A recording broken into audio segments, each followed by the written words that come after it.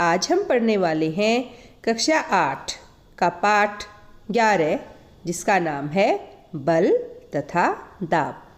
और आज के अपने इस पाठ में हम सीखेंगे संपर्क बल के विषय में। संपर्क बल क्या होता है, इसके कितने प्रकार होते हैं, इसकी क्या परिभाषा है और ये कैसे कार्य करते हैं, इन्हीं सब बातों के विषय में आज हम चर्चा करने वाले हैं। तो आइए सीखते हैं क्या होता है संपर्क बल।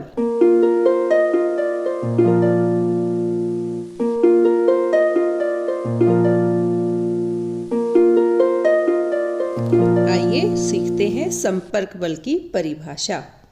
यदि किसी वस्तु पर लगने वाला बल उसके साथ संपर्क में आने पर ही कार्य करे तो वह बल संपर्क बल कहलाता है। यहाँ आप ध्यान रखें, वस्तु का संपर्क में आना आवश्यक है।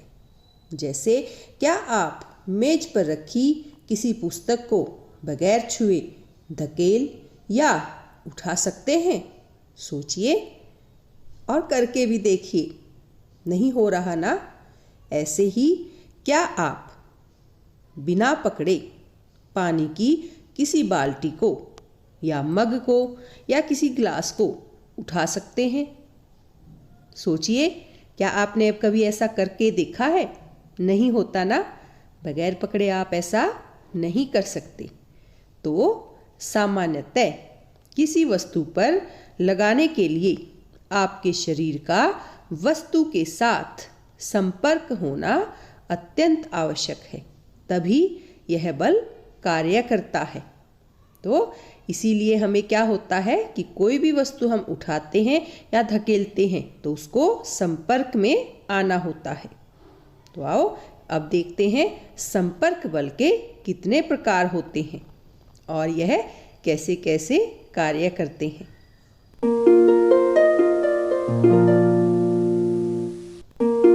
तो संपर्क बल के दो प्रकार होते हैं, पेशीय बल और घर्षण बल। सबसे पहले आइए सीखते हैं क्या होता है पेशीय बल और यह किस प्रकार से संपर्क बल कहलाता है। प्यारे बच्चों, हमारी मांसपेशियों के क्रिया स्वरूप यानी जब हमारी मांसपेशियां क्रिया करती हैं तो जो बल लगता है उस बल को हम पेशीय बल कहते हैं। और परिभाषा के रूप में हमारी मांसपेशियों के क्रिया स्वरूप लगने वाले बल को पेशीय बल कहते हैं। और इसके अनेकों उदाहरण हमारे दैनिक जीवन में हम करते भी हैं और देखते भी हैं। जैसे जब हम किसी वस्तु जैसे अपने विद्यालय के बस्ते को धकेलते हैं या पानी की बाल्टी को उठाते हैं या कोई भी और कार्य करते हैं जैसे खेलना, साइकिल चलाना, नाव को धकेलना, तो यह बल कहाँ से आता है? यह बल आता है हमारी मांसपेशियों से। इसी प्रकार पशु भी अपनी शारीरिक क्रियाकलापों द्वारा अन्य कार्यों को करने के लिए पेशीय बल का उपयोग करते हैं। ठीक वैसे ही जैसे हम अपने बहुत सारे कार्यों को अपने पेशीय बल की सहायता से करते हैं, जिसके उदाहरण हमने अभी देखे थे। आप सुबह सुबह अपने स्कूल में जाते हो तो स्कूल का बैग उठाते हो, उसकी ताकत आपकी पेशियां ही आपको देती हैं। और ये जो चित्र आपको दिखाई दे रहा है, ऐसा अपने आसपास और पुस्तकों में बहुत देखा है। ठीक इसी प्रकार बहुत बैल, घोड़े, गधे या ऊंट जैसे पशु हमारे लिए विभिन्न कार्य करने के लिए हमारी सहायता करते हैं। इन सभी कार्यों को करने के लिए पेशीय बल तभी लगाया जा सकता है जब पेशियां किसी वस्तु के संपर्क में हो। इसीलिए हम पेशीय बल को संपर्क बल भी कहते हैं। तो है ना यह बल हमारे बड़े काम का। आइए अब चलते हैं संपर्क बल के एक और दूसरे प्रकार की तरफ, और जिसका नाम है घर्षण बल। अपने कुछ अनुभवों का स्मरण कीजिए। फर्श पर लुढ़कने वाली गेंद धीरे धीरे धीमी हो जाती है और अंत में रुक जाती है। साइकिल चलाते समय जब हम पैडल चलाना बंद कर देते हैं तो साइकिल भी धीरे धीरे धीमी हो जाती है और अंत में रुक जाती है। किसी कार या स्कूटर के इंजन को बंद कर देने पर वह भी कुछ समय बाद रुक जाता है। ठीक इसी प्रकार नाव को यदि खेना बंद कर दें तो कुछ दूर चलकर नाव भी रुक जाती है। क्या आप इस प्रकार के कुछ और अनुभव भी बता सकते हैं और सोच सकते हैं? इन सभी स्थितियों में वस्तुओं पर कोई बल लगता प्रतीत नहीं होता, फिर भी इनकी चाल धीरे धीरे कम हो जाती है और अंत में यह विराम अवस्था में आ जाती है, जबकि प्रत्यक्ष रूप से कोई भी बल लगता हुआ हमें नजर नहीं आता। फिर भी इनकी गति की अवस्था में परिवर्तन किस कारण होता है? कैसे कोई भी वस्तु जो गतिमान है, जो चल रही है, जिसके ऊपर आपको कोई बल अलग से लगता नजर नहीं आता, वह कैसे रुक जाती है? क्या इन पर कोई बल लग रहा होता है? यह तो वास्तव में सोचने का विषय है। आप भी सोचिए, क्योंकि कोई बल प्रत्यक्ष रूप से तो नजर नहीं आ रहा।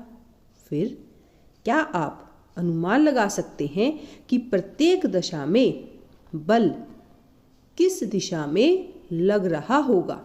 याद कीजिए, जब आप साइकिल चला रहे हैं और आपने पैडल चलाना बंद कर दिया तो साइकिल कैसे अपने आप बंद हो जाती है या फुटबॉल कैसे अपने आप रुक जाती है। इन सभी उदाहरणों में वस्तुओं की गति की अवस्था में परिवर्तन का कारण एक विशेष बल है जो घर्षण बल के नाम से जाना जाता है।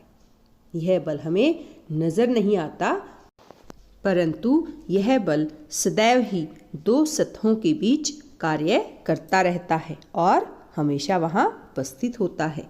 जैसे फर्श तथा गेंद की सतह के बीच लगने वाला घर्षण बल ही गतिशील गेंद को विराम अवस्था में ले आता है। ऐसा हमेशा होता है ना आपके साथ? ठीक ऐसे ही जब आप नाव को खेना बंद कर देते हैं तो यह घर्षण बल कार्य करता है और नाव जो है वो गति से विराम अवस्था में आ जाती है, क्योंकि यहाँ घर्षण बल ने अपनी ताकत दिखाई। तो घर्षण बल सभी गतिशील वस्तुओं पर लगता है। और अब आप सोचेंगे, यदि घर्षण बल गतिशील वस्तुओं पर लगता है तो इसकी दिशा क्या होगी? बच्चों, इसकी दिशा सदैव गति की दिशा के विपरीत होती है। इसीलिए कोई भी गतिशील वस्तु बिना कोई बल लगे धीरे धीरे गतिशील से विराम अवस्था में आ जाती है।